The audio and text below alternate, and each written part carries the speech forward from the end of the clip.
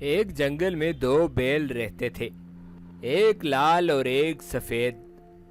ان کی آپس میں بہت گہری دوستی تھی، ایک ساتھ گھومنا پھرنا اور چرنے کے لیے بھی ایک ساتھ آنا جانا۔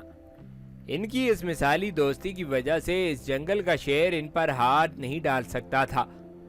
اس نے جب کبھی ان میں سے کسی ایک پر حملہ کیا تو دونوں نے مل کر اس کی وہ درگت بنائی کہ شیر کو اپنی جان کے لالے پڑ گئے۔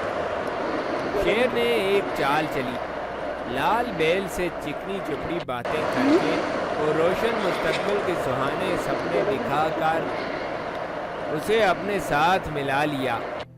لال بیل اس کی باتوں میں آ گیا۔ اسے بیل کی دوستی کے مقابلے میں شیر کی دوستی زیادہ محفوظ نظر آ رہی تھی۔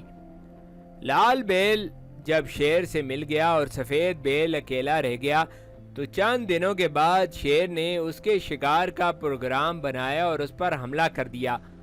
پہلے تو دونوں مل کر شیر کو بھگا دیا کرتے تھے، مگر اب اکیلے بیل کے لیے شیر کا مقابلہ مشکل ہو گیا۔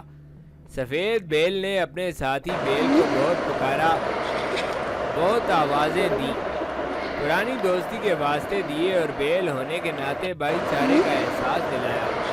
اب شیر کی دوستی کے نشے سے سرشار بیل ٹس سے مس نہ ہوا اور اپنی برادری کے ایک فرد کو شیر کے ہاتھوں چیر پھاڑ کا شکار ہوتا دیکھتا رہا۔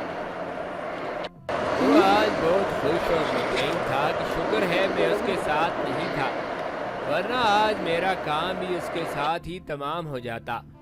تھوڑے دن گزرے کہ شیر نے اسے بھی شکار کرنے کا پروگرام بنا لیا۔